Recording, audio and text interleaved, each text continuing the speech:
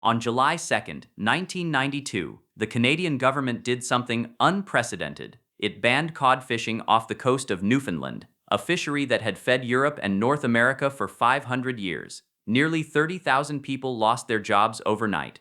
It remains the largest mass layoff in Canadian history. And the fish? The northern cod had fallen to about 1% of its historical abundance. 1%. Now here's the disturbing part. Nobody wanted this. Not the fishermen, not the government, not anyone.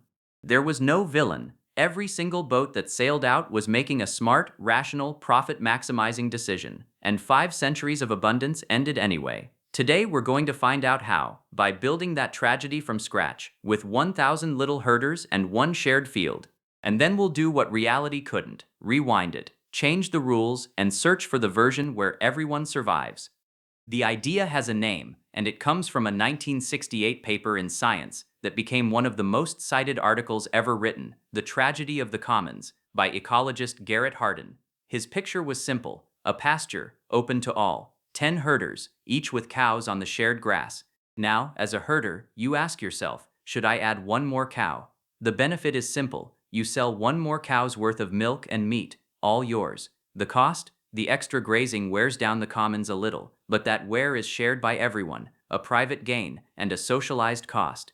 So you add the cow, so does everyone else, and Hardin's line was, ruin is the destination toward which all men rush, each pursuing his own best interest. It sounds almost too cynical. Surely people aren't that blind? Well, let's stop arguing and run it.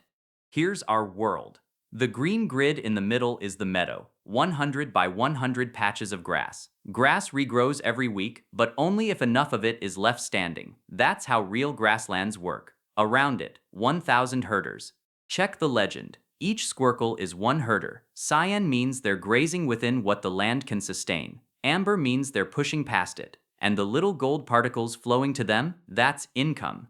Every agent runs one rule, the same rule you'd run. Look at last year's income. If adding a cow made you money last year, add another. If it didn't, cut one. No malice, no greed algorithm, just feedback. Year 1, the grass meter sits at 90%. Everyone has 3 cows. Life is good. Watch the top right chart, total herd size. It climbs, and it should. For the first few years, every added cow genuinely pays. Herd incomes rise 30–40%. Nobody is lying to themselves. The meadow, meanwhile, dips to 60%, still fine, 40, getting thin, and then, somewhere around year 9, we cross a line you cannot see from any single pasture, the regrowth threshold. Below it, grass can't grow back faster than it's eaten. Watch the meter, 30, 20. And now the crash feeds itself, less grass, skinnier cows, so herders add even more cows to make up the income. By year 14, the meadow hits 4%. The herd collapses from 9,000 head to under 1,000. Total income, down 96% from the peak. Nobody defected. Nobody cheated. 1,000 rational decisions just ate 5 centuries of grass. Let me show you the exact moment the trap works. Rewind to year 2. Healthy meadow. Take one herder, call her Ada. We force Ada to add 5 cows while everyone else stays restrained. Watch her income, up 40%. Watch the meadow, barely moves. The cost of her 5 cows got spread across 1,000 people. She keeps all of the profit and pays 1,000th of the damage. That is the entire mechanism, right there. It's not selfishness, it's arithmetic. Now the horrifying part. Everyone else can do the same math. Next year, 100 herders copy her, then 400. The cascade you just watched in fast forward wasn't stupidity spreading, it was rationality spreading. You might object. Real herders talk to each other. They have villages, norms, grandmothers who yell at them. You're right, and we're getting there. But first, respect the baseline. Without any rules at all, the math always wins. Okay, rewind to year 0, and let's fight back. 3 fixes, tested one at a time. Fix 1, privatize. We slice the meadow into 1,000 fenced plots. Everyone grazes only their own grass. Result, the commons survives. No more socialized costs, so no more tragedy. But look closer. Plots aren't equal. Rain falls unevenly.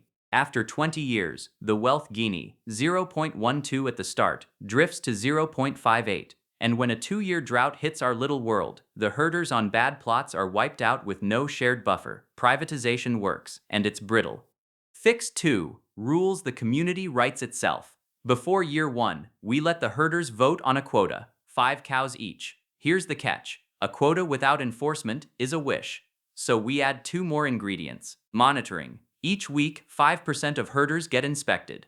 And graduated sanctions. First offense, a warning. Second, a fine worth 1 season's profit. Watch what happens. A few agents test the system. The amber flickers you see. They get caught, fined, and mostly returned to cyan. The grass meter settles at 70% and stays there for 50 years. Average income, 60% higher than the free-for-all peak, and it never crashes. Fix 3. Communication alone. Everyone can talk, promise, shame, but there are no inspections and no fines. It works for about 3 years. Then the temptation gradient reasserts itself, 1 quiet defection at a time, and the meadow dies in year 11 instead of 9. Cheap talk buys time. It doesn't buy survival. Here's what should actually shock you. Hardin in 1968 said there were only 2 escapes: privatize or bring in a powerful state. For decades, that was the consensus.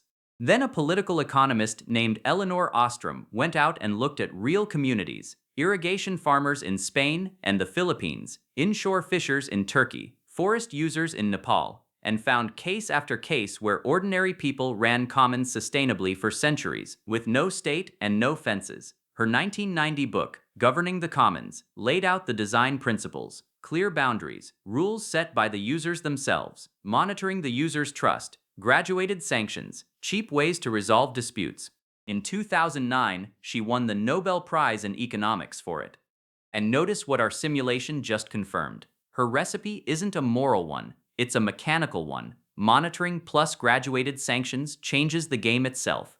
Suddenly it's not one anonymous free-for-all, it's a repeated game with consequences, played by neighbors who'll meet again next week. If you watched our episode on the prisoner's dilemma, that should sound very familiar. The tragedy of the commons isn't a story about selfishness. It's a story about missing institutions. Now rewind to Newfoundland. The cod didn't die because fishermen were evil. The quotas were set too high on bad estimates. The technology got terrifyingly good at finding fish, and by the time the alarms were believed, the stock was gone. The tragedy ran its full course. But go to Maine and you'll find lobster fishers who for generations have enforced their own rules: trap limits, protecting egg-bearing females, and informal sanctions against outsiders who break them. One of the most sustainable fisheries on Earth. Same species of problem. Different institutions. The commons doesn't have to be a tragedy. It's a machine, and whether it eats the future or feeds it depends on how we build it. This entire world, the meadow, the 1,000 herders, the quotas, the droughts, is playable in your browser. Link below. Set the inspection rate, the fines, the drought cycle, and see if you can govern the commons better than our agents did. Fair warning, 0 monitoring always fails, and 100% monitoring costs more than the grass is worth. Somewhere in between is your job to find. Next week, why does traffic jam for no reason at all? And why did Seoul fix its traffic by demolishing a highway? We'll simulate 4,000 drivers to find out. See you inside the dish.